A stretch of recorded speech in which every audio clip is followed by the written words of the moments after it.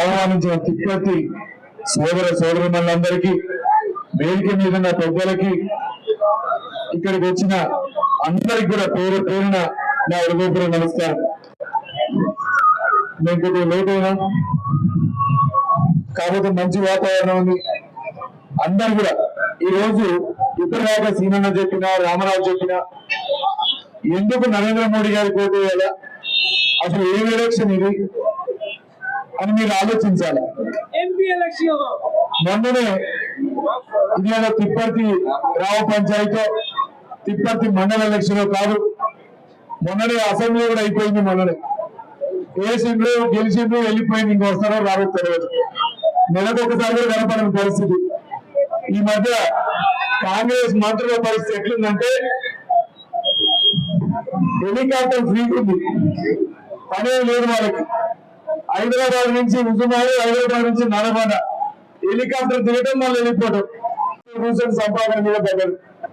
అయితే అనుకోకుండా ఇప్పుడు ఎంపీ ఎలక్షన్లు వచ్చినాయి. ఎంపీ ఎలక్షన్ వచ్చేసరికి ఇప్పుడు పరిస్థితి ఎట్లుందంటే, ఈ ఎంపీ ఎలక్షన్లలో ఓట్లు వేయించుకోకపోతే మళ్ళీ కాంగ్రెస్ పార్టీ కథమైపోతే, ఎందుకంటే కొద్ది రోజుల్లో వాడుకోవాలి కొట్టుకొని వస్తామని, ఎవరు ముఖ్యమంత్రి అవుతారు, ఎవరు ముఖ్యమంత్రి కావాలా, ఎవరు తీసేయాలా, ఎవరు నెక్కియాలని. కాబట్టి వీటన్నింటిని దృష్టిలో పెట్టుకోండి.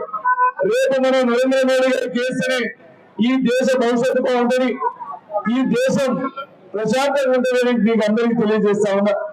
నేను ఎక్కడికి పోయినా ఎవరినైనా లేని, ఎవరు పోతే ఏం ఎలక్షన్ అంటే ఇది నరేంద్ర మోడీ గారి ఎలక్షన్, నరేంద్ర మోడీ గారు పీఎం అయితేనే ఈ దేశం బాగుంటుందని ప్రతి ఒక్కరు మాట్లాడుకుంటా ఉన్నారు. కాబట్టి ఆలోచించండి. రేపు మన యువత ఉద్యోగాలు రావాలన్నా, మన మహిళ వాళ్ళ కాళ్ళ మీద నిలబడాలన్నా రేపు ఖచ్చితంగా నరేంద్ర మోడీ గారు అయితేనే మనం రేపు గెలిపించుకుంటేనే ఈ దేశం బాగుంటది. ఈరోజు చాలా మంది అయోధ్య వెళ్ళొచ్చుంటారు. అయోధ్య రవిమధ్యం అక్షంతలు వచ్చినాయేమో, అందరికి వచ్చినాయా? అయోధ్య అక్షంతలు ఎందుకు వచ్చినాయి? 600 ఏళ్ళు పట్టింది అయోధ్య రాముడికి అయోధ్య గుడి కట్టాలంటే. ఎందుకంటే ఇప్పటిదాకా కాంగ్రెస్ ఆలోచన రాజకీయాలు వాళ్ళు ఏంటంటే, రాముడి గుడి కట్టాలంటే మన పేరు చెప్పాలంటే జై శ్రీరామ అంటే ఎందుకంటే ఓట్లు పోతాయనే భయం తప్ప వాళ్ళు ఎంతసేపటికి దేశం లేదు, సంస్కృతి లేదు, సాంప్రదాయం లేదు. ఓట్లు వేసేసాం. రాహుల్ గాంధీ దగ్గర నుంచి రఘువీర్ దాకా అందరు తాతలు, తండ్రులు, కొడుకులు మీ పేపడి వాళ్ళకి. అందుకే కాంగ్రెస్ అంటే ఇదే మాట్లాడతారు, ఎంతసేపు కుటుంబాలు బాగు చేసుకోవడానికి తప్ప దేశం బాగు చేసుకోవడానికి కాదు. మనకి స్విట్జర్లాండ్ అనే పేరే తెలియదు. ఇంతకుముందు కాంగ్రెస్ ప్రభుత్వం ఉన్నప్పుడు స్విట్జర్లాండ్ పేరు తెలిసింది. ఎందుకంటే ఈయన డబ్బులన్నీ స్విస్ బ్యాంక్ పంపిస్తారు. ఈయన స్విస్ బ్యాంక్ ఖాతాలను ఉన్నాయని కాంగ్రెస్ వాళ్ళకి ఉన్నాయి. ఏది బదిలీ కుంభకోణమే, గోపు కుంభకోణం, దాన కుంభకోణం, కోళ్ళ కుంభకోణం, నువ్వు ఏ పేరు చెప్పు, భూమికి ఆకాశానికి అన్ని కుంభకోణాలే. అందుకే జనాలు వాళ్ళని ఈసరించుకున్నారు. మీరు రావద్దంటారు. ఇప్పుడు కూడా ఒకటే చెప్తున్నారు, కాంగ్రెస్ కోటేసిన 30-40 సీట్లు కూడా రావు. రేపు 400 సీట్లతో మోడీ గారు గెలుస్తారంటారు. ఎన్ని సీట్లు అంటారు? 400 సీట్లతో గెలుస్తారంటారు. అందుకని 400 సీట్లు వస్తే ఈ దేశ భవిష్యత్తు ఇంకా మన దేశం నంబర్ 1 కాబోతా ఉంది. ఇప్పటికే 10వ ర్యాంక్ నుంచి 5వ ర్యాంక్ వచ్చాం. ముందు ముందు అమెరికాకి పోటీ పడాలన్నా మననే నరేంద్ర మోడీ గారు అయితే అవుతుంది. లేకపోతే దొంగలు వస్తే మన దేశాన్ని నమ్ముతారు, ఉన్న వాటిని నమ్మేస్తారు. కాబట్టి ఆలోచించండి.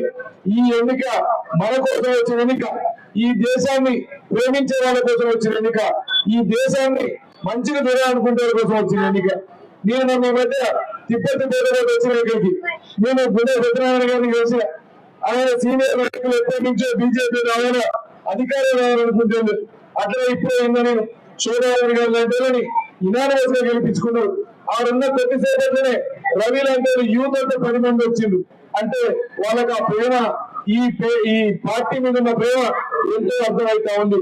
అందుకే చెప్పిన మరి వివేకానందుడు చెప్పిండు, నాకు ఒక 100 మంది గట్టేళ్ళు ఇవ్వండి ఈ దేశాన్ని మారుస్తాను. అయితే కానీ ఇప్పుడు 100 మంది కాదు, ఇలా ఊరికి 100 మంది బీజేపీ కార్యకర్తలు ఇలా రెడీగా ఉన్నారు. ముందే ధైర్యం ఉన్నారు. ఒక్కడంటే సార్ 100 మందికి సమాధానం చెప్పగలిగేటోళ్ళు ఈ రోజు ఉన్నారు. మేము అప్పుడు అనేది అయ్యా బీజేపీ కార్యకర్త ఒక్కరి బూత్ కాడున్నా చాలు 100 మంది ఎదిరించాలి. అందుకే ఇలా మీ ధైర్యం, రేపు మీరు మోడీ గారిని గెలిపించాలన్నా రేపు ఎట్టి పరిస్థితుల్లో మీరు గట్టిగా పనిచేయాలి. ఇంకొకటి, మోడీ గారికి ఒక మతమేనో కులమేనో లేదు. ఈ కుల మతాలన్నీ చిచ్చులు పెట్టిందే కాంగ్రెస్, కుల మతాల మధ్య గొడవలైందే కాంగ్రెస్ టైంలో. ఈ 10 ఏళ్లలో ఏ రోజన్నా హిందూ ముస్లిం గొడవలయ్యా? ఏ రోజన్నా తీవ్రవాదులు వచ్చి ఇండియా వైపు చూడగలిగిందా?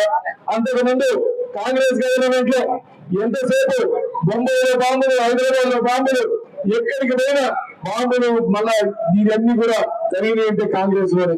ఎందుకంటే వాళ్ళు పెట్టే చిచ్చులే ఎట్లుంటాయి. వాళ్ళు దానికోసమే ఇలా నరేంద్ర మోడీ గారు వచ్చినాక ఎవరు కూడా ఈ రోజు ఇండియా వైపు చూసే పరిస్థితి లేదు. తీవ్రవాదులకి ఇవి భయపడుతున్నారు ఈ రోజు ఇండియా వైపు చూడాలంటే. ప్రపంచ దేశాలన్నీ మోడీ గారి లాంటి నాయకుడు మాకుంటే బాగుంటా ఉన్నారు అంటుందే లేదా? ఇవాళ ఎక్కడికి పోయినా మోడీ పేరు వినపడుతుందే లేదా? ఇవాళ మోడీ గారు అంటే అంత గొప్ప నాయకుడు అయిపోయింది.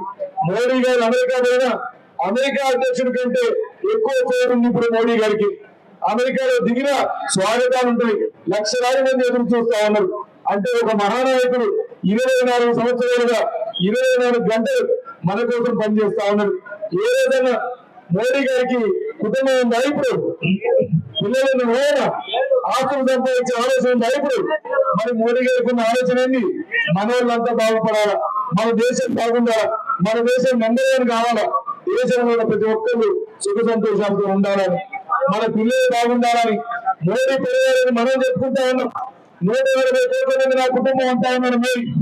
కాబట్టి 120 కోట్ల కుటుంబం ఉన్న మోడీ కావాలన్నా అప్పుడు అడ్రస్ లేదు. రాహుల్ గాంధీ చూసి ప్రధానమంత్రి కోటేస్తారు ఎవరన్నా వేసే పరిస్థితి ఉందా? ఇప్పుడు ఎప్పుడు అట్లాంటప్పుడు అసలు నాయకుడే లేని పార్టీకి కాంగ్రెస్ కి ఓటేసి గెలిపిస్తే ఏమన్నా ఉందా? వాళ్ళు మనం వేస్తారు అక్కడికి పోయి. రేపు గెలిచేది బీజేపీ గెలవాలని చెప్తామని నేను ఎట్టి పరిస్థితుల్లో మనం యువత ఉద్యోగాలకే మొదటి ప్రయారిటీ ఇస్తా. దాంతో పాటు తిప్పతి పరిస్థితి చూసాం. ఒక్క స్కూల్ సెక్టర్ లేదు, ఒక్క తిప్పతికి బస్ స్టాండ్ లేదు. ఇవన్నీ కూడా 70 ఏళ్ల చరిత్రలో ఎవరు కూడా చేసేది లేదు. ఇంకొకటి డబుల్ బెడ్రూమ్ అని కట్టిండు, ఇచ్చేది లేదు. ఎందుకంటే మోడీ గారు 2 లక్షల ఇళ్ళ కట్టమని డబ్బులు పంపితే వాటిని కాళేశ్వరం అని, భగీరథ అని నీళ్లు డబ్బులను టర్న్ చేశాడు. అందుకే నేను చెప్తా ఉన్నాం, రేపు ఇల్లు రావాలన్నా, విశ్వకర్మ లోన్లు రావాలన్నా, ముద్రా లోన్లు కావాలన్నా, మన మహిళలు కాలంలో నిలబడాలన్నా నరేంద్ర మోడీ గారి వల్లనే అవుతుంది. కాబట్టి దయచేసి ఆలోచించండి. రేపు మీరు వేసే ఓటు కమలం గుర్తు వేసి గెలిపించాలని మీ అందరూ కూడా ప్రార్థిస్తా ఉన్నా. ఏ గుర్తుకే ఓటు? కమలం గుర్తేనా?